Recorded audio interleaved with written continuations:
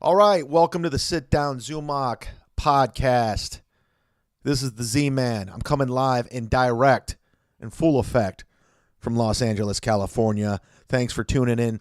Thank you for subscribing to the podcast. I want to give a shout out to everyone that reached out to me over the last couple of weeks. It's been a couple of weeks since I released a podcast. I've been dealing with a lot in my life. If you listen to the Patreon, go over to the patreon.com/sitdownzumock. You can listen to that episode of some stuff that's going on in my personal life that I was dealing with. I made a very drastic move across country from Cleveland to Los Angeles to be more of a Los Angeles transplant. I'm doing the road less. I'm concentrating more on my personal health this year than I am my professional life, my professional career. I will be doing the road less, but I will be doing the road. Like this weekend, February 14th through, what do we got here? February 14th through the 17th, I'll be at the Ontario Improv with my buddy Godfrey. It's about 50 minutes outside Los Angeles. If you're in the LA, Southern California area, come on down. Again, not going to do a lot of road gigs, but I got a lot coming up. Well, I just contradicted myself. I got some coming up. Check out my website. Follow me on Instagram. Hit up the Patreon, $3 a month. What is that a year? I got a calculator on my laptop. Let's see what that is a year. $3 a month. Okay. 3 times 12, Kent State graduate, general studies, 7 years, equals $36 a year. Come on. I'm going to be focused more on the Patreon because I'm doing some stuff with all things comedy. Obviously, Punch Drunk Sports, the new podcast. Well, it's an old podcast. It's one of the old G's of podcasts. Been around for a long time. I'm just joining a running train with Sam Tripoli, Jason Tebow, Ari Shafir, Fight Nanny, Johnny Woodard. All things comedy every Tuesday. You can listen live from All Things Comedy. But I have not given up on the Sit Down Zumock podcast, which was founded in 2013. This podcast has gone through many changes, many transitions, but it's still here and it's still kicking. And I got big plans for the Sit Down Zumock podcast coming starting this week. But before we get into this week's episode, I want to do some house cleaning. I got a lot of stuff I got to say before we get into it. I want to thank everyone that reached out to me. Everyone. Let me try some of the names I wrote down. Ashley Marie, Jason Baird, Kevin Young, Gabe Lopez, Kyle Rose, Brian, can't pronounce your last name, but it starts with a K, Andy Elliott, Jason Blair. Thank you for reaching out. I put a Patreon up, and I was going through a difficult period in the month of January. I posted on my Facebook page. It's a personal situation. It's been very difficult. I can say today, February 14th, Wednesday, that I am doing a lot better. I'm in a good place. I'm taking this thing day by day, and I appreciate the support. Sometimes when you feel alone, you feel depressed, it's good to know what I'm doing is helping some people out there. It's inspiring some people out there because sometimes I need help. Sometimes I need inspired. And I'm very grateful for people that listen to my podcast. I'm very grateful that people follow me on my social media. I'm grateful for people coming out to the shows. And I'm going to be doing a lot less road work this year. I'm doing more personal growth. I sound very LA right now. I'm very LA now. I'm doing personal growth. I'm going to do some hot yoga. I'm going to drink green tea, kale, power meetings, Hollywood Shad. That's who I am. No, it's seriously, I got to cut back on the road a little bit. I want to be more LA based. I'm going to focus on the business aspect of this. I enjoy stand-up. I love stand-up. I love being creative. I want to focus on my podcast a little bit more, be a little bit more routine, a little bit more grounded, and a little bit more sober. Going sober, y'all. It's been good. I feel great. Been working out, eating somewhat healthy, but I'm in a good place. Thank you for the support. Can't thank you enough. I again, I think I said it. I'm not sure. I restarted this podcast because I lost connection. I was doing an Instagram live. Basically, I'm going to be this month. I'm only doing 1 week. I'm at the Ontario Improv Valentine's Day tomorrow through the 17th with Godfrey. Come on out there. It's like 50 minutes outside of Los Angeles. Great club. My buddy Godfrey, can't go wrong. Check out Punch Drunk on All Things Comedy. Check it out. Subscribe to that every Tuesday. Yeah. Follow and hit up my YouTube page. Subscribe for free. It's YouTube.com/Adventures in Argyle. Going over to the Patreon, I have these different tiers on my Patreon. I've talked about it, and I haven't kept it up to speed, but that's going to change. That's going to be a priority and a focus of my life here. And I want to thank Kevin Cernier. He is a $100 sponsor. For $100 a month, you can sponsor the podcast. I'll give you a 30-second read of your business or whatever. I don't care if it's NAMBLA. I don't care what you stand. You get a read. I don't. Well, I actually, I take that back. I do care. I can't. If it's illegal, it's probably not a good idea for me to promote it. But like Kevin, he's a back home Ohio. He is a State Farm rep over the state of Ohio. Car insurance, home insurance, whatever you need. Kevin Cernier is your guy. If you're in a horrible situation, he makes everything easy and painless. You just hit him up. The link is in the description. His phone number is in the description, but it's 330-877-2323, kevincernier.com. Check it out. Also, I want to thank everybody that bought my album that I released December, was it 17th? I don't remember. But I didn't know what I was doing. I released it. I'm going to release 2 parts, this part and one this year. But I released it, and it got great reviews. It went to number 5 in the country without any pre-sale whatsoever. I did a little press on Compound Media. I did a little press on Bennington, and it went to number 5, and it held there for almost 2 weeks, which is really hard to do with all the great comedians, Jim Gaffigan, John Mulaney. Who else was on that list? I mean, heavy hitters that people download across the world. They're household names, and I hung tight because you guys picked it up, and I couldn't be any more grateful. Thank you. Thanks to everyone that left a 5-star review. Jay Brody, my man White Flavors, Angel-55, Casino Player 1276, my girl Ashley Marie, Splats 123. He actually said I was in Pittsburgh last week to see a show, and Chad did a little pop-in, had us rolling, then caught him at a small club. The same night, he did it again. He was with Mark Norman, got a chance to speak with him and a few other comedians, down-to-earth guy. Thought I should show some support by purchasing his album. Well worth it. Plus, in this day and age, he keeps it mostly clean and can still make you laugh. Thank you, Splats 123. Yeah, thank you so much. That's all I can say. I'm grateful. I'm very happy for everyone that reached out. It means a lot. I'm doing an Instagram live right now, and SKLFG155 says, I'm retarded. But by the way, proper use of you are. A lot of people just says you're retarded without, you said you are retarded, and I got to respect that.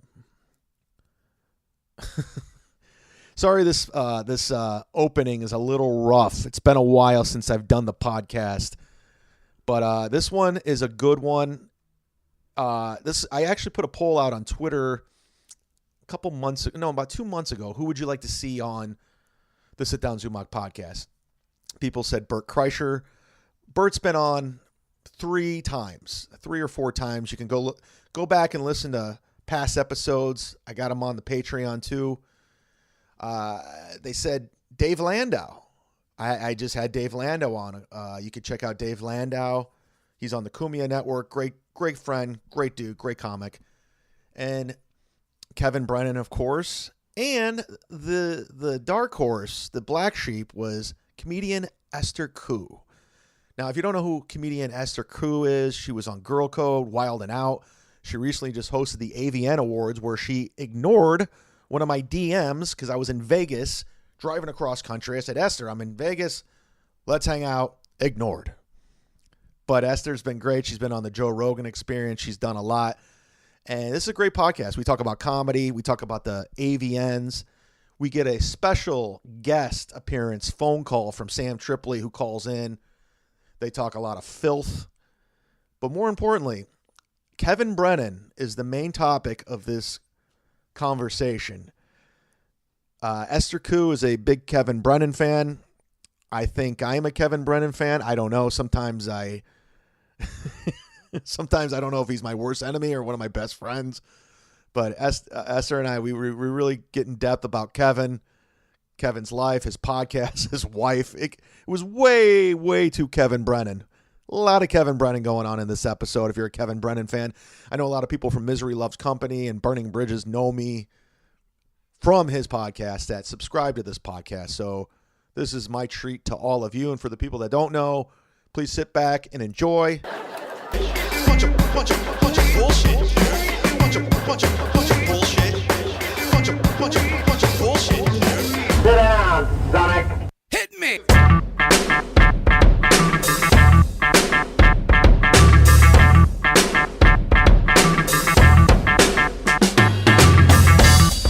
Sit down, Zumock. High-end restaurant. And to him, that was a lot of money. That is a lot of money. But compared to the movie auditions he was getting, Right. and the potential for him to make 10 times more money or more, he just was like so scared of success. He's like, well, what if I become famous? Right. What if people recognize? And it's like, yeah, you'll deal with that. And, you know, you're a dude. You're not a girl. It's scarier for a girl. What you year know? was this? This was maybe 5 years ago or something. Okay. By the way, Esther Ku's with me right now. I just hit record. Okay, cool. Organic. Nice. Now, I've known about you my whole career just from like random people, but Uh-oh. just from conversations and I've only heard of you from Kevin Brennan's podcast. we'll get into that. But this is a great story. You're going to love this. So I never saw your stand up. Uh-huh. And I heard you on like podcasts and radio. Right. So I got I think it was like 2015. I got the Gotham Live on Access. You did? Yeah. So I got that, and my episode Norm Macdonald was hosting. I was really excited about it. Amazing. Yeah, What so- a great host to have. Amazing. By the way, it's opened up many, many doors for me. So I was with my aunt at the time because I was home taking care of my mom, and she was asking me what it is. I was like, let's turn it on. I'll show you what it is, you know. And we turned it on. You were on, and you were so fucking filthy. My aunt is like really religious. She didn't know what to do. My Gotham? Yeah, was it you? Yeah. Yeah, it was so filthy, and I had to turn it off because I was embarrassed because my aunt was like really religious and stuff. So that was my first dip into you. You know, people always... And you thought it was going to be you? No, I just said I was going to show her the show, what I was on, and what's like what the. Oh, okay. This is a show that I was on. I'm not on this episode, but... Yeah. No, Yeah. I go like, this is what the show I'm going to be on. I want to see what it is, and it was you, and you were filthy, and my aunt I was don't know just why like, people think I'm uncomfortable. filthy. I don't think I'm that filthy. I think because I just look innocent. Because there are girls who have the sluttier look. Yeah. Of like the dyed blonde hair with the dark roots, or Right. you know, like, or they dress sluttier or something. I don't know. I think in contrast to what I look like, I think people look at me like I'm filthy, but my material isn't that filthy, I don't think. Were you dirty that episode though? I don't remember. I think you were because I remember my aunt cringing. I was like, I got to turn this off. Well, I mean, but if you were sitting there with like a girlfriend, you probably wouldn't think it's so filthy. Right. Because No, right. You're sitting there with a religious family member. Yeah. It's awkward. It was very awkward. But it's awkward in the way if you're watching a movie and you see like a sex scene in Yeah. a movie. It's kind of awkward. You were a sex scene. I was basically a walking sex scene. You were a cinematic sex scene. But then I started paying attention to you just from like, you know, you on radio shows, and I just notice you're a fucking shit starter. You start problems, and I love that. I mean, You cause problems, and those are my favorite comics who cause problems. And you're one of them. You do. You start shit.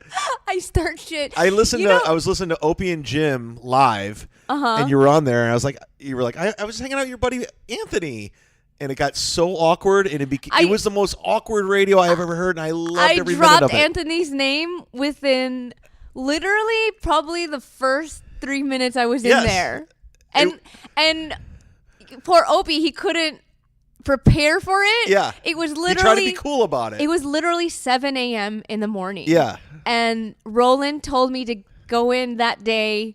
Oh, you know what it is? The day before, that was the first time Opie asked me to come back the next day. Right. Because in the past, when I would go in, and then it'd be 3 months, and then I'd go back in again. Yeah. This is the first time we never finished what we talked about the day before. So at the end of the time that I was there, Opie was like, we never got into your story. I'm really interested in. And it was actually a nice thing for him to say. Right. Like, why don't you come back tomorrow? Sure. And boy, that was the biggest mistake he made.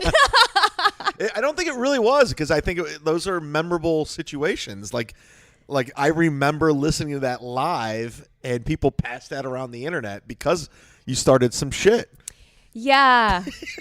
I think you blew up that show. I think you're the reason why Opie and Jim doesn't exist, because from there it just got awkward and weird and it fell apart. Well, don't blame me.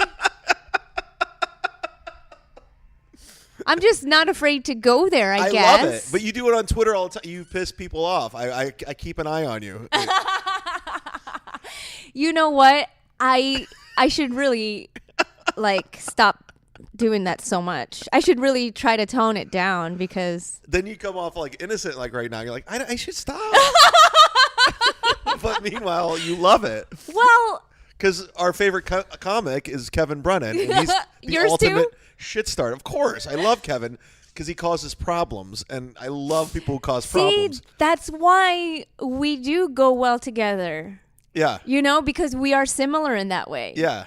I like people who go against the grain, cause problems, and because if you read a book or listen to a podcast on how to succeed in show business or in the acting world, or how to make it in Hollywood, you always hear things like, get along with everybody, don't say anything negative. But it's not authentic. It's not authentic. Yeah. And the reality is, it's fucking competitive. Yeah. It's extremely competitive. Like, any working, atmosphere, any industry is competitive. Right. Add to it show business and lights and cameras, auditions, television, fucking awards. And it's like, this is the most competitive industry. Yeah. And so how are we going to sit here and act like, you know what? I'm happy for you that Norm Macdonald hosted your fucking Live at Gotham, or, it's like so phony to act like, not to use a Louis J. Gomez term, but I just said another shit starter. There we go. You like the same guy I like. I like Louis J. Gomez because he causes problems. Well, he uses the word phony too much, but it is unnatural to be so fake all the time. Yeah. It's like, I don't know. I just can't hide how I really feel sometimes. And that day I was like, yeah, I saw Anthony yesterday. And there are people who have told me, they're like, listen, don't let people blame you for that breakup. I'm like, wait, no, I take full credit. I've listened to that audio on YouTube 5 times. Have you really? It's so awkward. I love awkward situations. And it's so interesting to see. And I'm fine with Opie. He's cool, whatever. He's never done anything to me. But he's trying to keep it together, but he can't.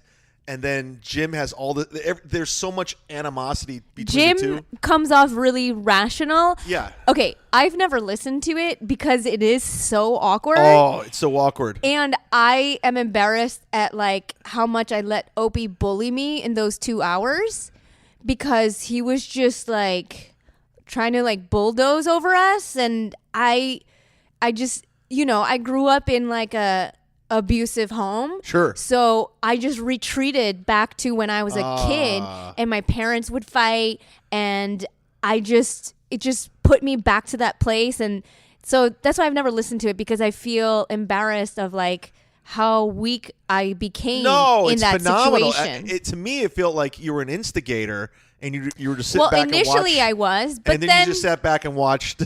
But then he just became like really, defensive, and just really, it just got really ugly. And everything was spewing out. It was like I was like a foster kid who just walked in. I didn't know the full history. I mean, I've listened to their previous shows, but here and there on YouTube, right. I've never, it's not like I was listening to them every day for the past 2 years or anything. So here's all this shit coming out that I have no idea.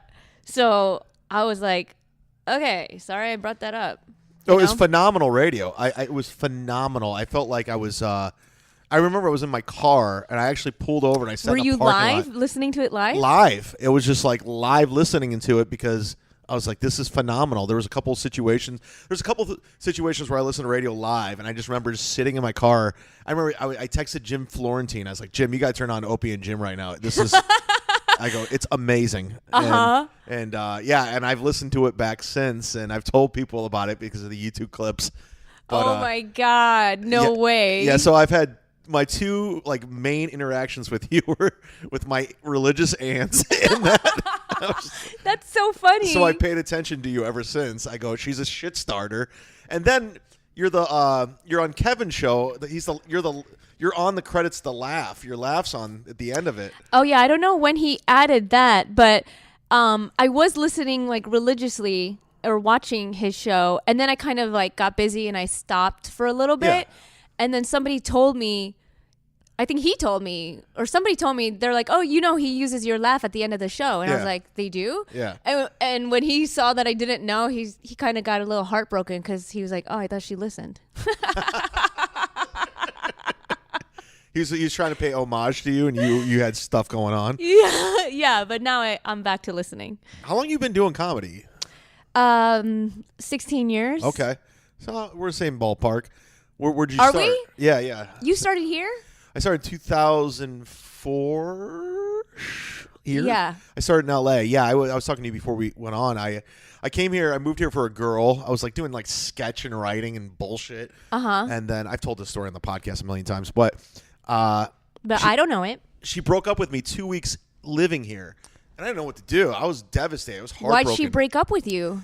She kind of moved on because we were doing long distance. She already lived here. So we're about 7 months into our relationship. She was already here. She already established. It was a new, she's a beautiful girl, so guys were hitting on her. Right. She was starting to meet other guys, and we were just kind of and when I got here, I think she realized you were just kind of a drag because you don't know anything. You just get here. You're like the loser who shows up now. Yeah. And she already started establishing her new life. She's already hanging out in mansions in Malibu. Yeah. And hey, it's Rita! Yes. Hi. You know Esther Ku? Hi. Esther. Hi, Esther. I know Esther. Yes. She's my lady here.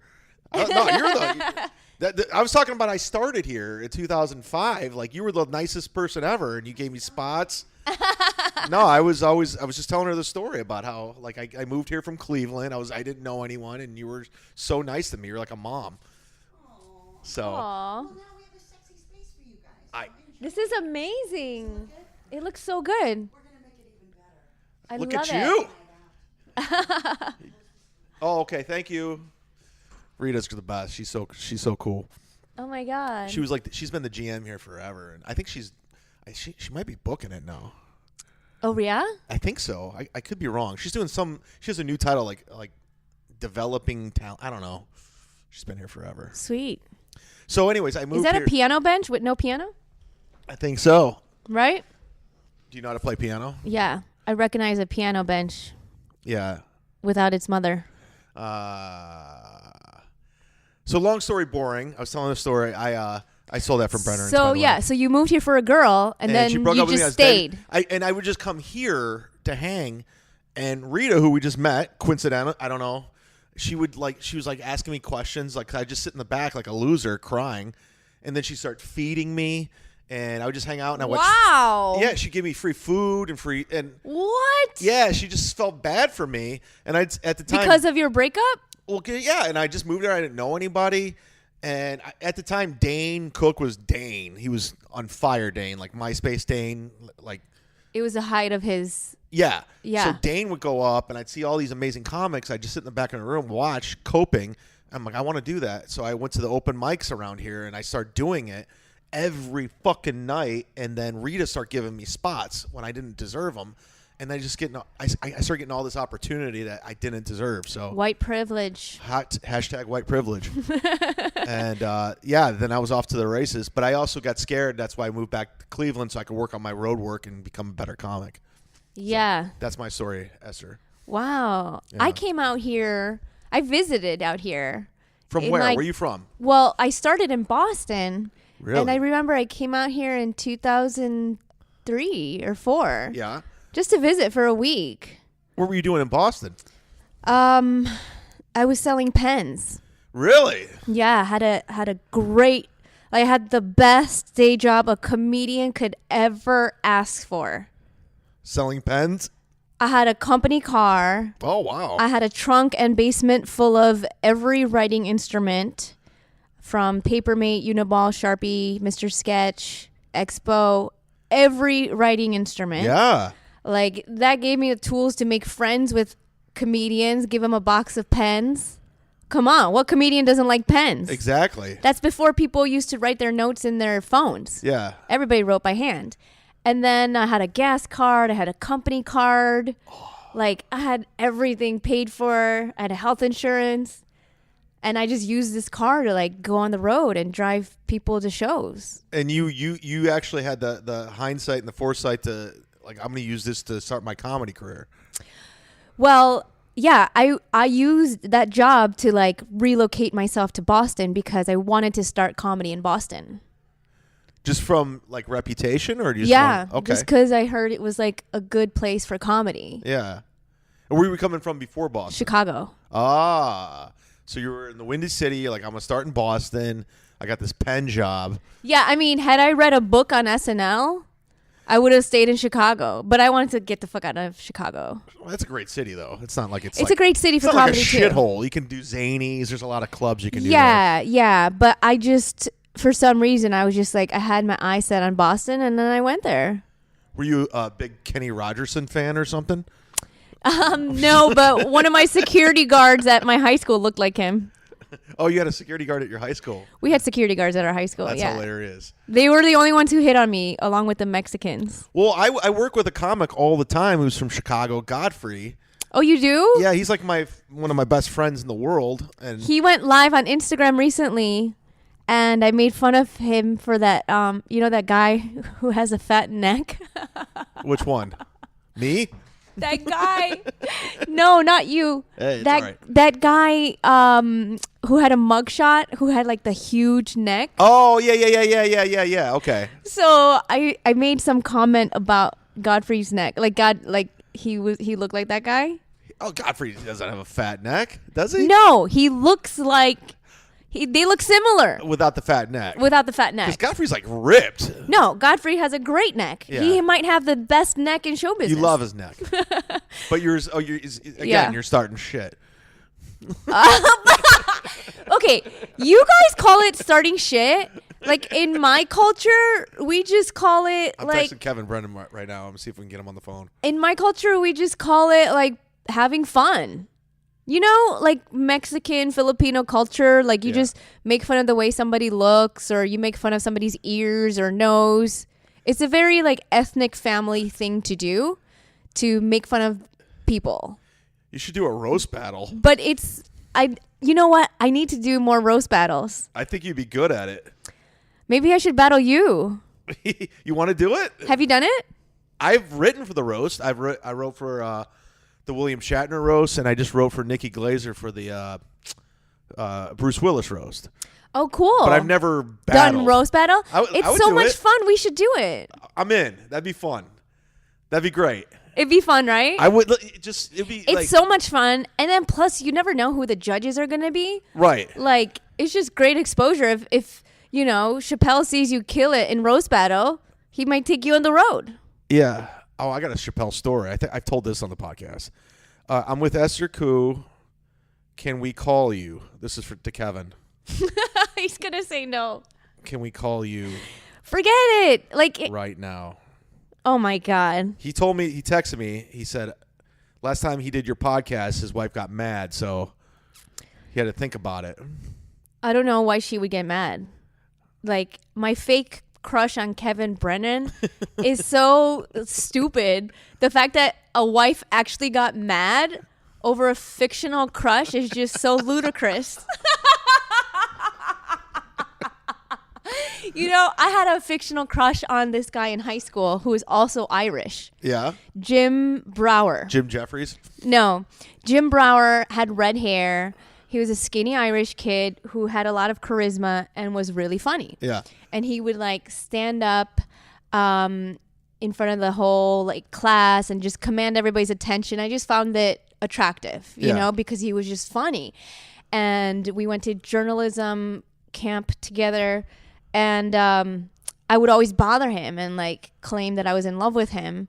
So much so that the whole school got on board. Really? Well, because I wrote on the school newspaper, so I would sneak it in here and there, my fake crush on him, that it got so big, and I would publicize it every week that we won cutest couple.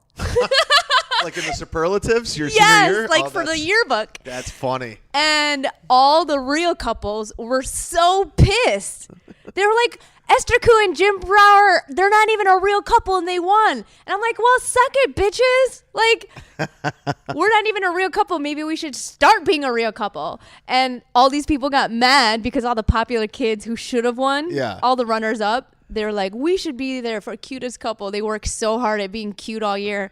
And then they lose out to me. And then, but I would bother him so much. But I was so ugly that he refused to take a picture with me. Really? Yeah, because we had the photo shoot for the yearbook. They were all the seniors who won. You were ugly? Yeah, I had buck teeth. I had terrible clothes, hand me down. The only time my mom bought me new clothes was from Value City. I had glasses. So this was pre-braces. Ah. Okay. So my buck teeth literally stuck out like a third world Asian. So Jim refused to take a picture with me. He was so embarrassed to have won this award with me. Yeah. That he was like, I am not taking a picture with her. But it was just you dickhead. It would just be funny. Yeah. Just do it for the funniness of it. Ah, I'm starting to learn about you now. So you were nerdy girl. Yeah, in high school.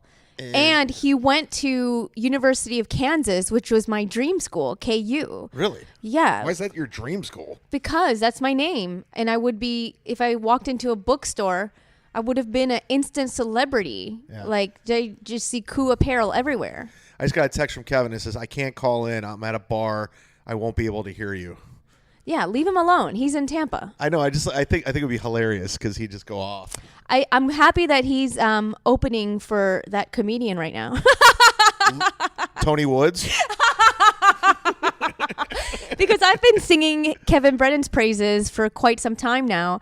And I feel like now, being somebody's opener like that is just great for his career. He's opening for Louis C.K. Now a lot of people are seeing him finally. No, he's getting exposure. And at the end of the day, Kevin Brennan is a funny comedian. He is a great comic. I mean, he's a phenomenal podcaster, but comedian on stage, that guy can bang with the best of them. There's a reason why Dave Attell goes in the room to watch it. There's a reason why Louis goes in the room to watch Kevin do stand-up. So yeah. Because he's really good at what he does. He's just bad at the business part of it. Horrible. But if people weren't so sensitive, okay, that's what I like about it. It's like Lisa Lampanelli. You can't, if you're Asian and you get mad that she did an Asian joke, you can't get mad because she makes fun of everybody across the board. Yeah. Right? So if you're somebody that Kevin Brennan made fun of on his podcast, you can't get mad. Like all these comedians who fucking get mad at him and actually have beef with him, I'm like, he does that across the board for everybody. Yeah. Like you should be so honored that he even mentioned you. It's almost like when Don Rickles roasts you. Like it's fucking great. Yeah, when Kevin Brennan dies, people will really regret like shunning him. Yeah. From the table. My mom passed away last year from cancer, and I had a tough time with it. It was very difficult. I'm not trying to bring this to, and it was like 3 months after it happened, and I'm on a show, and he brings up my mom. I go, "Come on, Kevin, my mom died from cancer." And he goes, "Yeah, she lost." Exactly, and I know. When my mom died, I told my friend Vanessa to tell Kevin that my mom died, and he said, "Why? So she could get a phone call out of me?" So it's like he brought out. Oh, it makes me laugh because it's hilarious. Like it's so funny. Even though I was dealing with some personal shit, I was like, he made it funny. But he's a true comedian like that. Absolutely. You know, like no need to get all sensitive. Like, how close are you? Why should he get all sappy for your mom? Yeah. Or my mom. But here's the thing about Kevin Brennan. Every time I've hung out with him, I've never paid for a meal. I've never paid for a drink, ever. I've only gone to Dunkin' Donuts with him, and I bought my own tea. Well, I can't. I think because he might think his wife would be like, if his wife asks him like, "Have you ever bought her anything?"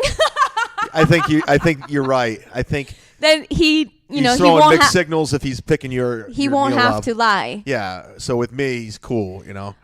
Man, that's why, it is fucking hard for girls in this business because, Kevin Brennan buys you a meal. It's like you guys are friends. Kevin Brennan buys me a meal and his wife might flip out. Who's that?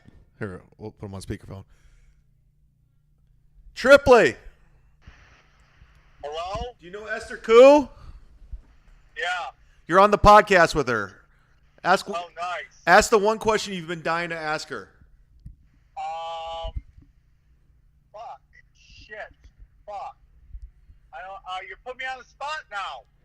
Why don't you Hey, put? does her vagina taste like orange chicken or sweet and sour? That's racist. That's Orange why I chicken said it. all the way. She said orange chicken. Perfect. You should put her on one of your shows at the Comedy Store. I'm always down. Hey, Ku. Yeah. Are there a lot of other female Asian comics? Are there other ones? Yeah, I was trying to think today. Like, you're one of the only ones I know. You and Rosie Tran. That's about it. Margaret Cho. Ali Wu? Ellie Wu. Ellie Wong. Like just like up and comers. Aiko Tanaka. But Aiko Tanaka. Jocelyn Chia. I know, there's not a lot of us. there's not a lot of you. It's very interesting. It's like you guys work 100%. It's like Asian chicks and midgets work 100%. You think so? Oh, dude, every midget in LA is famous. Who? Brad Williams. Yeah, dude, he's coaching the NBA All-Star, like, Celebrity All-Star game. Oh, he is? Yeah. All right, it's not time for white guys to start getting all jealous of like Asian girls in comedy. It's not like we have like, you know, a ton of like Jealous. friends. I didn't say I was jealous. I was just pointing out that it seems like you all do pretty well. That's all. Well, I don't know if we do that well. It's still a struggle, man. I mean, it's for everybody. It's a struggle. Yeah. I love that you just came in and just started controversy right out of the gates. Dude, that's how you get clicks, bitch. That's how you get views, motherfucker. So how was the AVNs? They were amazing. I had a blast. I'm happy for you. And I might have turned lesbian. Dude, a lot of hot. I mean, like, dude, they're great. They just know their market. I mean, like, I didn't like hook up with any porn stars, but I hung out with them so much. I started like having dreams I was in bed with them. No, dude, what's weird about me is when I get to know these chicks, I can't jerk off to their porn. Really? Yeah, it's like, oh, you have a soul. Aww. Yeah. I can't get to know my porn stars if I'm going to beat off to them.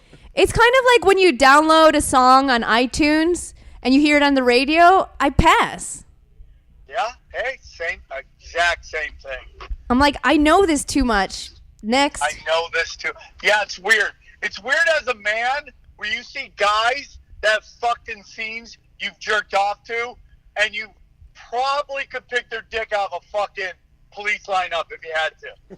I know. Well, all the guys that I brought to the AVNs, they recognize the guys more than they did the girls.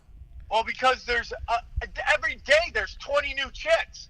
There's only like 8 dudes out there with fucking, big enough dicks that anybody wants to see it. Yeah, I feel bad for these girls because, they get fucked so violently and they're getting finger banged. Like, it's almost a competition of, like, how rough the scenes can get. Oh, it's stunt fucking right now. Yeah, it's too much. Yeah, and it's just like, I don't know, it's just like, where does it end? Where does it end? We're just going to keep getting weirder and weirder, and I guess so, man. It's just... Like, next is going to be, like, scat porn, I mean, dude, I've watched some chicks get humped by dogs, and I'm blown away by the production value. Yo, like, those are my favorites. I'm like, those are my favorites. The How horse. much got into this budget of this shoot? Like weird 8mm.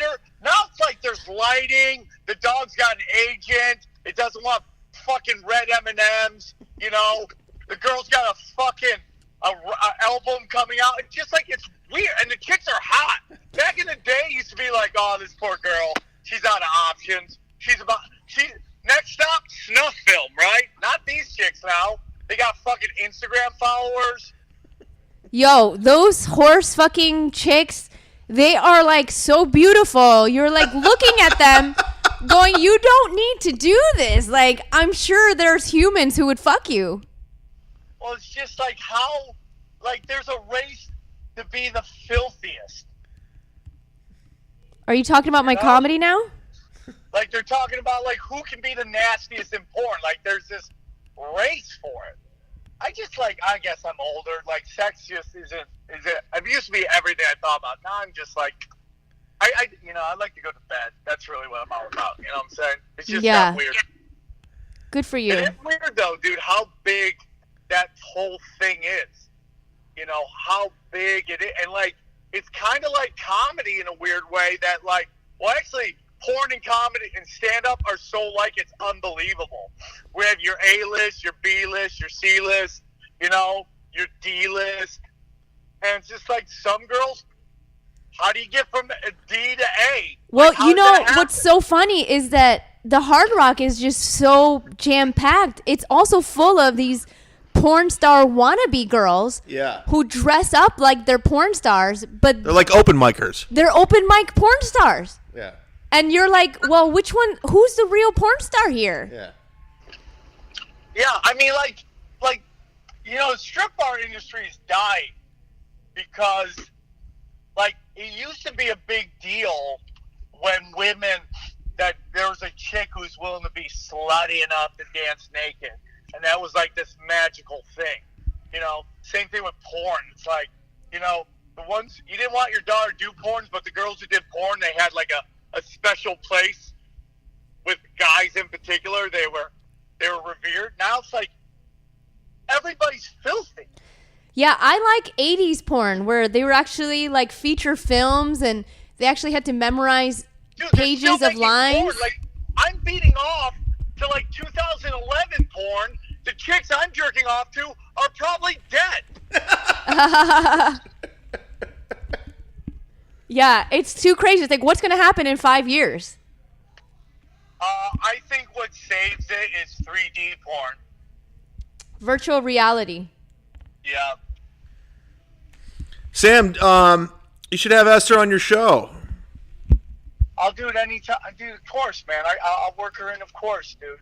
I'm trying to do it more and more. I'm trying to get more people in. Everything is just like, what's going to pack 370 seats? I hate doing that because that's that fucking room. It's a beast. If you don't sell it out, they'll replace you with somebody who does. I would love to put Esther Ku in. I always need funny women in. I'll put it in. I'm also a midget now. She's also a midget. You are a midget. You are a midget. Asian. Well, my joke is at the end, like the highest form of comedy is a fat black gay midget. That like would be the biggest comic ever. Whoa, I don't think that exists. I mean, like look at fucking Kevin Hart. He's only 2 of those. Oh, true. Yeah. So that's it. All right, Sammy. What is this podcast called? It's Chad Creepin'? what's it called? What's it called? Chad Creepin'? No, it's called what was the midget that you haven't seen? Who? The one you just said. What? The fat black gay midget. Fat black gay midget? That's the name of the podcast. I like that, dude. That's got a fucking market. Did you just let Sam Tripoli name your got a podcast? fucking market. It's fucking great, dude. Everybody wants to do porn comedy. I think it was cool when like you couldn't be dirty. Now it's like you can be dirty, so it's not what it used to be. You know what I'm saying? Like I always get up, oh, they're doing a porno comedy show. Hey, dude, I don't really give a fuck. Go have fun. If you can make $1 out of it, go do it. Because I tried and it was impossible. What is porn Like, comedy? Women just hate porn. Like they like porn stars, but a lot of them are insecure porn stars. The most money I've ever lost in comedy was doing naughty shows with Penthouse. They were the best girls to work with. They were kick-ass, and women ran for the hills, dude. Just ran. Like regular girls, civilian girls. Yeah, they're just like insecure. They all think that these girls are going to take their guys, and it's like it's not happening. But they can't let it go. What they don't realize, these porn stars aren't interested in fucking their boyfriends. They want to fuck the porn stars. They want to fuck the porn star that has a bigger Twitter following, not your loser boyfriend. Yeah. You know what is getting really weird is how like just being a hoe is creeping into everyday kind of just interacting. Like I just on Instagram, like everything's about pay me, man. Pay me. You want this? I just feel like it's like become more and more accessible. Like, hey, dude, I got to pay my rent. You want some? Give me a couple bucks. I just see it more and more everywhere. I think it's got weird. with Instagram, before Instagram, women needed pimps to get paid. And now True. Instagram cuts out the middleman pimp and they go straight for the creeps online. Yeah, you cut out the middleman. We're losing so many of the great occupations. Weed dealers, pimps. I mean, they're just all going away. Or even at the grocery store, self-checkout, we're losing cashiers. Yeah, it's so fucking sad. What kind of world are we living in? Sam, I got 20 more minutes with Esther. I got to wrap this up, but it was a pleasure having you as a special guest. Already hung up. He just hung up. What? He never says goodbye. No way. Ever. That's hilarious. Yeah, Sam always just hangs up when I say we're going to wrap it up. He actually started a podcast with me called Bye Chad, and he just records our conversations and puts them out. Did you tell him to call in during the podcast? No, he just called. Oh, okay. That was just random. Okay. I like spontaneous shit because you never know where it's going to lead. Spontaneity. There you go. So that's why I threw him on. I was like, this might be something. All right. Thanks for trying to get me on his show. He didn't buy it. No, he'll have you on. He's like, I need somebody who sells tickets. It's the same shit. It's all these Hollywood lineups are the same. Rogan, fucking he Bert. has the same lineup every show. It's like that same lineup you can see every single day at the Comedy Store. I know. It's just like, it's so dumb. You know? I'll talk. He'll have you. I guarantee he'll have you on. 100%. I'm not like Hollywood it's like, bullshit. I'm sure I'll sell 2 tickets. Come on, dude. Yeah. You're going to sell the same as Jesse May Paluzzo, with all due respect, as Jesse. Okay. So you left Boston. You went to Boston, failed, I'm assuming. No, I mean, Boston was great. It was my place where I took a class. I did open mics. Got up. I drove comedians in my company car. Headliner Joey Yannetti got in my car and was like, why does this opener have a nicer car than the headliner? Who's Eddie and Joey? Joey Yannetti. He's a Boston comedian. Ah. Yeah. So, but yeah, and then I got laid off from my amazing day job. And I was like, I'm never going to have it this good. Oh, they laid you off? Did you collect unemployment? for 6 months. Good for you. That's what I did. And I negotiated my severance pay to be longer. So you used that and then just did comedy. Yeah. So when I moved to New York, I was collecting unemployment and my severance pay. Beautiful. So I felt like I arrived to New York a full-time comedian That's because I didn't awesome. have to work for 6 months. That's like one of the ways you can do it. That's amazing. So I just hit the stages and just met, you networked, you got on Yeah, stage, exactly. and you're getting paid. Yeah. Because that's a lot of young comics who listen to this. They're always looking like there's no real answer to anything, but you do have to have some sort of financial backing in order to survive, to do it if you go to New York or LA or wherever. Or you get a job as soon as you get there. Yeah. Like be willing to find a job. Like I remember like Staples was one of my customers that I called on when I was selling pens. And I remember talking to this one manager of a Staples. And I'm like, yeah, I just got laid off. I'm moving to New York to do comedy. And he was like, oh, my girlfriend was an actress. And she said it's really hard to find a job in New York. Yeah. I'm like, I'm one person. There's millions of people, millions of jobs in New York. I'm sure I'll find something. Right. But, that's why you can't listen to all the losers who stay home Exactly. and not follow what they really want to do. How long did you live in New York? For 7 years. Oh, wow. So you were Yeah. there for a minute. Yeah, I love New York. I miss it, and I can't wait to go back. I mean, it's crazy. Every time I go back, it's like Manhattan is way more corporate than it Yeah. ever was. There's more vegan shit popping up, and it's changed so much. I was living there. I lived there for 7 months this year. Oh, you I did did? a sublet. Oh, that's why you were on Kevin's show so much. Yeah, so I was living there, and I was in a sublet out there, and I was doing I've the never road. done Burning Bridges. Oh, it's insanity. Isn't that insane? Like, I'll watch it, Yeah. and I'll see, like, every other comedian pass through there. I'll even recommend comedians to him Yeah. because he's always tweeting out, I need a guest. No, I came across Kevin. A same situation was Opie and Jim. Like I've come across you guys just from listening to the radio because I listen to podcasts and radio, and it was the infamous episode where he calls out his brother and everyone. It was like he went on there. Do you remember that? Did you hear it? Yeah. And Florentine was on it, and I remember texting Florentine because he's a good friend of mine. I go, dude, this Kevin Brennan's fucking amazing. Like I knew who he was. I didn't know. I go, this is amazing radio again. So I actually know you both from amazing radio. I never met Kevin before he started doing his podcast. Although I had seen him at the comic strip like 12 years ago. Yeah. And I remember seeing him. I remember somebody pointing him out like, that's Kevin Brennan. I didn't know who he was, but he just had this like, don't come near me face. He still does. And it works. Yeah. He has an undercover cop. Yeah. He has that look of like, get the fuck out of here. Yeah. No, so I from that appearance, I kind of followed him over to his podcast, and I go, this. You know guy's... how many listeners I've gotten, Kevin? Because same here. I was listening early on. I was day one. I was a on day one Misery subscriber. Loves Company. Yeah. So I would direct all of my podcast listeners to him. I got Bert Kreischer on board. Oh yeah. And then Bert Kreischer had him on his podcast, you know? But no, Bert and I would send links to Kevin's podcast all the time. We'd text links back and forth.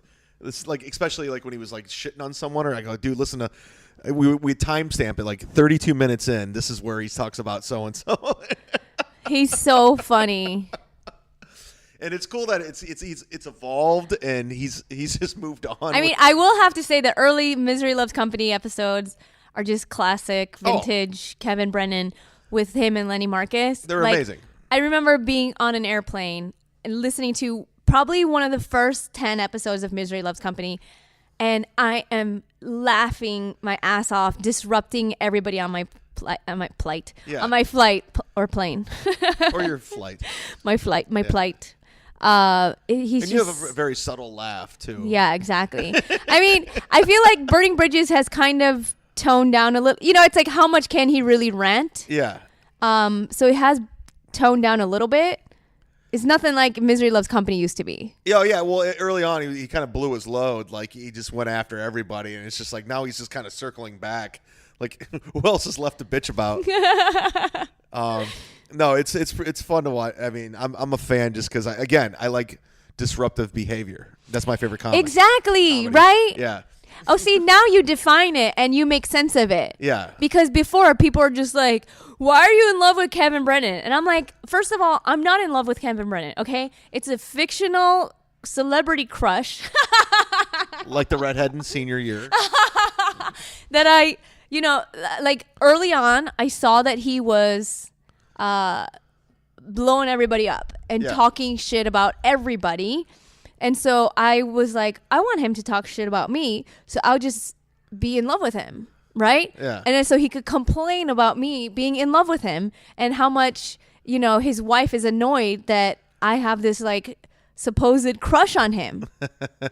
I just did it for the publicity, right? Yeah. And then like 3 years later, we're still going strong.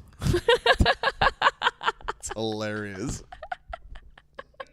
But it's like, okay, he met his wife at the Comedy Cellar. Yeah. She's an audience member. You don't let your audience member wife tell you how to run your life. Yeah. You know, I feel like his career would be more successful if he just didn't give a fuck about what she thought. If he or dumped like, her. or if he had a wife who actually had a career of her own, so that she wouldn't be listening to every fucking podcast that he does.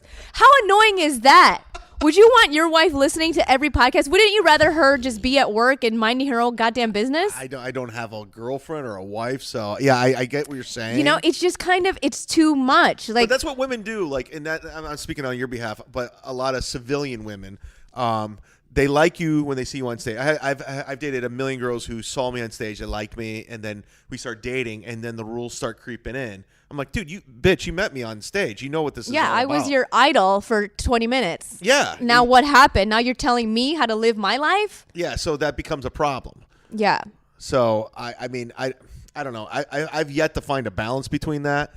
But then Kevin's married with kids too. Well, you got to find somebody who has their own thing going on, because he married a fan. And when you marry a fan, it is great because they're sucking your dick. Yeah. You know, What if she listens to this? metaphorically and physically?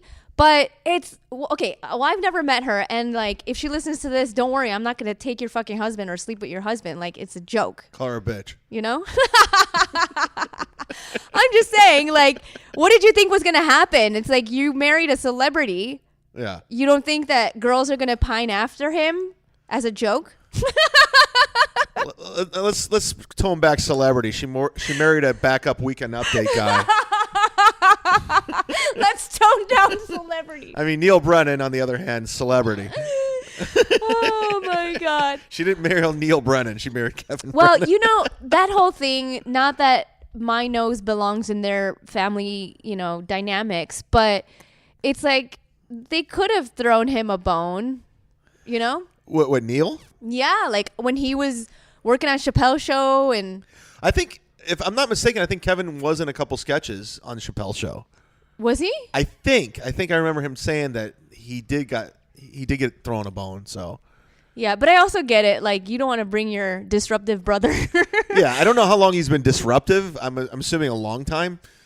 You know, it's like we all have that friend who you can't bring to places, to like a nice dinner party or whatever. Right. Because you know they're just going to knock shit over and cause problems. And Kevin is the definition of And that. like, I can be like that too, but I'm also more undercover about it. Yeah. Because I could put on a dress and heels and kind of sneak into places. And you can giggle and laugh and be sweet. And you don't necessarily know, like, I could pass off as a politician's wife or something. Yeah. You know, like, I could go undercover and behave for a limited amount of time if I have to. And then out comes the monster. But Kevin can't really hide it as like I can. And it's I've gotten so many fans from his podcast, so a lot of them are going to be listening to this and throwing it on Reddit. So I got to walk this fine line, because a majority of them do like me and they buy my shit. Nobody likes you, Chad Zumock. They do. They bought my only album. put up with you so that they can listen to Kevin. Is that what? Well, they bought my album. That's all I care about. That's awesome. They made me number 5 in the country. So thank you, Kevin Brennan. On iTunes? On iTunes, yeah. Wow. Yeah. That's awesome. It was pretty cool. I'll take it. 5. That's amazing. Yeah, there Are was you no kidding me? pre-sale, nothing. Like, a lot of people like jack up the pre-sale. I didn't have a pre-sale, so I went to number 5. Oh, wow. And I was there for a long time, so. Yeah, I heard the pre-sale is like That's how you kind of get on the. That's how you get up there. And I didn't have a pre-sale, so You it didn't was even all know Kevin's about the fans. pre-sale. What's that? You didn't even know about the pre-sale. I didn't know about the tricks. And Yeah. I got there's all these algorithms and there's all these ways to cheat. That's how these million follower people on Instagram like get movie deals. Yeah, exactly. That's why I love that. Meanwhile, we're like plugging along slowly, one podcast, one show at a time. Yeah. Just Hoping somebody's there or listens or sees us. You pick up a fan here, you pick up a fan there. Yeah, it's a weird time right now, but There was literally one audience member at the Sycamore Tavern last night. they were there for you. And I said, why didn't you charge him? He came to the show to see me. They didn't charge him? No. They're like, well, we just didn't know if there was going to be a show. I'm like, you charge him, and if there's going to be a canceled show, you return his money when he leaves. That's I'm like, hilarious. you guys don't know how to run a show. So how many weirdos and creeps have you gotten? Because if I remember correctly, You and Kevin are the number 1 and 2. didn't like at the end of your podcast, you used to masturbate and it became That a was thing? Ali Wong. Was it? Yeah. Was it? I don't remember. Did I just fuck that up? People always think it was me because they don't know how to tell their Asians apart.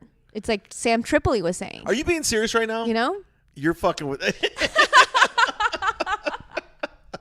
So you were the one who did the Netflix special, Pregnant. Yes. Okay, fair enough. And then I had a late term abortion that like I was using the pregnant belly as a prop Yeah. for the special and it worked. Dude, I remember, and I don't give a shit. I remember Allie did that, and she got big, doing the pregnancy, and she is funny. I've seen her; she's funny, and I have no problem with Allie. And then she gets pregnant again and films another Netflix special, and I'm thinking to myself, okay. So I see Some people use their babies after they're born in their YouTube videos. She's like using it while it's still in the baby. So I see Nikki Glazer here at the Hollywood Improv, and I know you Nikki tried to get her pregnant. And I go up to Nikki, and we're just bullshit. And I go, she said Allie's filming her second Netflix special, and I go, yeah, she's pregnant. I was like, do you think she's doing it because she's pregnant? And she goes, yeah, Chad, that's why she's doing it. And I'm thinking to myself, yeah, that's why she's doing it. Well, because if she has jokes about her being pregnant, you got to tape the special while you're still pregnant. Yeah, I didn't think it was out of line. I think that was like her hook. It's like Bert Kreischer without a shirt on. Right. He does look pregnant too. Oh. Let's have Bert call in. All right. Meanwhile, I would never get pregnant. No? It sounds awful. Really? Yes. Have you ever had any scares? And my friend was like, good thing she's had 2 kids.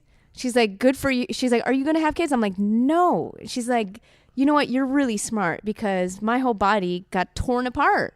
She's like, it's terrible. Yeah, I dated a girl who had a kid and she had like a lot of like birth stretch. It was kind of gross. It's, your body gets mangled. Your body gets, Yeah. It's just horrible. And she was very petite, and I didn't. It tears up your body, Yeah. and then you get stretch marks, and then you got a cesarean section, and then your tits deflate, and it's horrible what it does to your body. And When did you make this decision? When I was 5. And I saw my mom pregnant with my little brother, and she was in so much pain. And you were like, and my dad didn't do anything to help her, and he's the one who caused it. And I'm like, fuck this life. I'm making an executive decision. I'm never getting pregnant from this day forward. No, I wanted to turn into a boy. Really? I still might. You are in West Hollywood. Anything can happen. I wanted to turn into a boy, and then I couldn't. God didn't answer my prayer, so I decided to stay barren my whole life and become an atheist. Are you an atheist too? I mean, yeah. Did you say you're a vegan atheist? No. I said I was barren. Oh, barren atheist. Yeah. Okay. Like Baron Vaughn.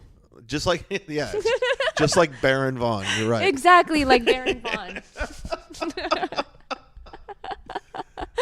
I like you. You're in Kevin's dynamic. How he makes fun of you. Yeah. And like you take it well because some people get offended. But we're fans, so you would never get offended by anything he says bad about you. And I purposely I egg him on. Like I legitimately, like he'll say something about Neil, and I'll be like, you don't like Neil? He's like, no. Like I know like I lead him down that road. Yeah. There's a clip of him talking about Artie Lang. I go, I go, you don't think Artie's going to stay sober? He's like, no! Like, he gets more angry. Do you think he'll ever have me on Burning Bridges? Oh, yeah, just, in 5 seconds. If you're in New No, York. he's scared of his mom, his wife. I don't. Yeah, he did text me that. He goes, I want my wife getting mad.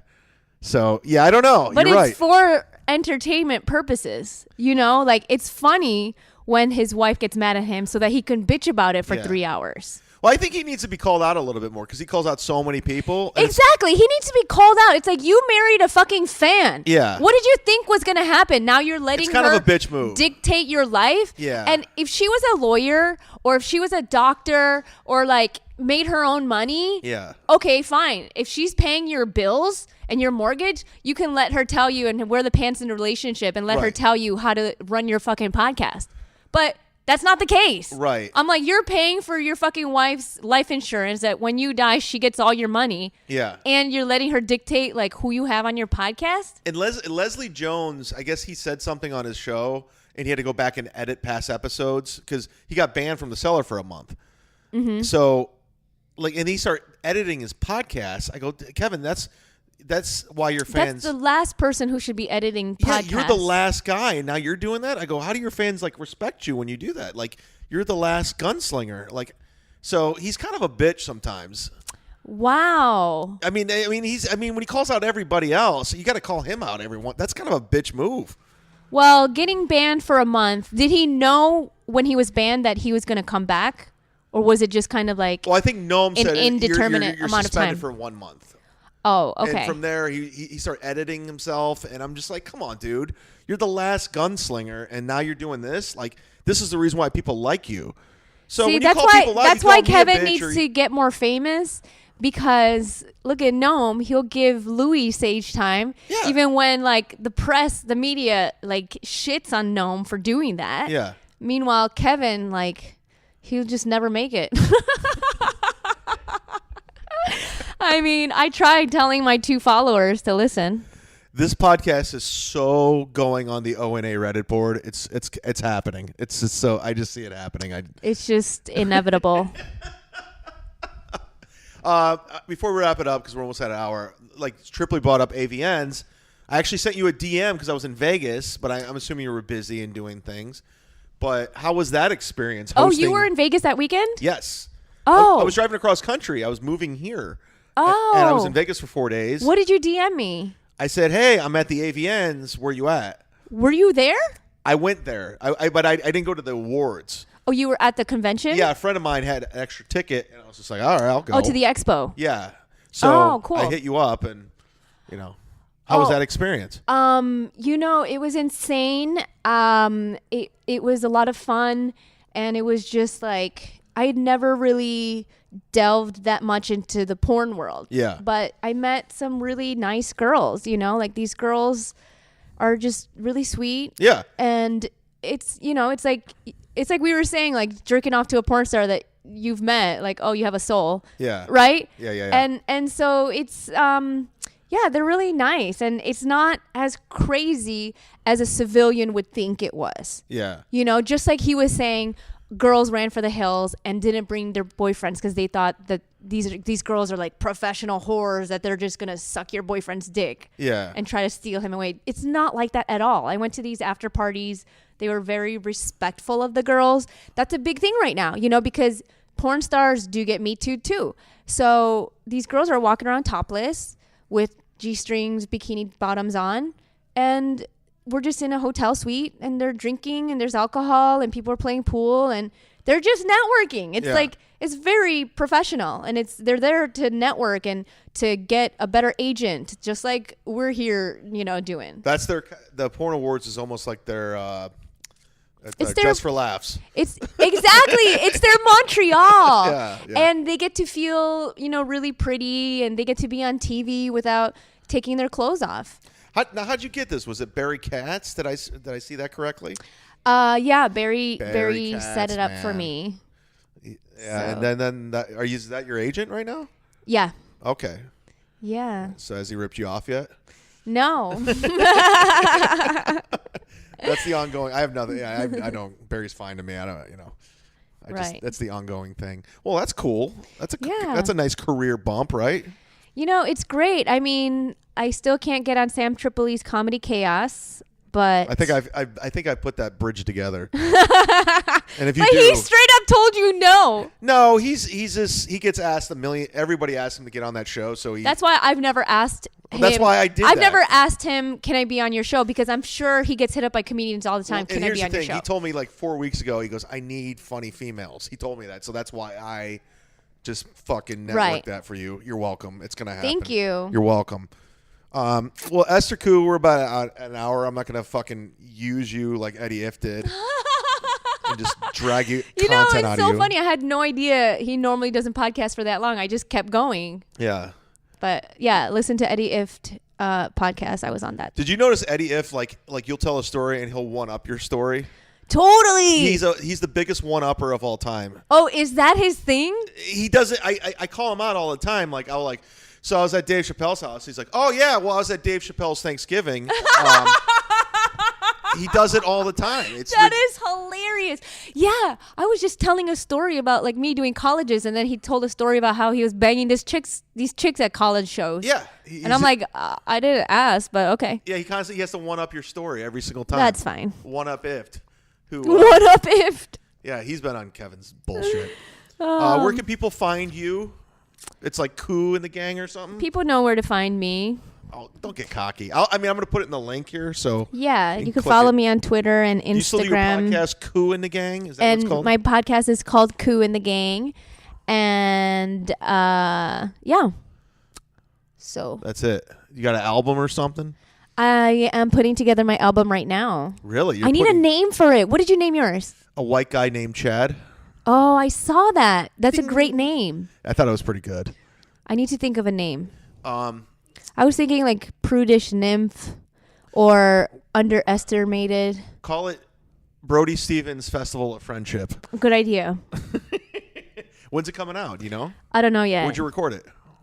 In San Diego. Ah. Yeah. Comedy Palace. Yeah. All right. Look at you. Esther Ku. This was, I actually put out a poll. When was it? Like a couple months ago. Who do you want to hear on the podcast? Mm-hmm. And you were in the top 3. Was I? Yeah, On that's why- Twitter? Yeah. Well, that's why they said they put your name. Oh. It was you? It's because Kevin brings up my name like almost every episode. Yeah. So my fake crush worked. It did. So check out Esther Ku and her husband, Kevin Brennan, coming to a podcast near you. Thanks for listening. That's a wrap. Sit down, Zumock. Sit down, Zumock.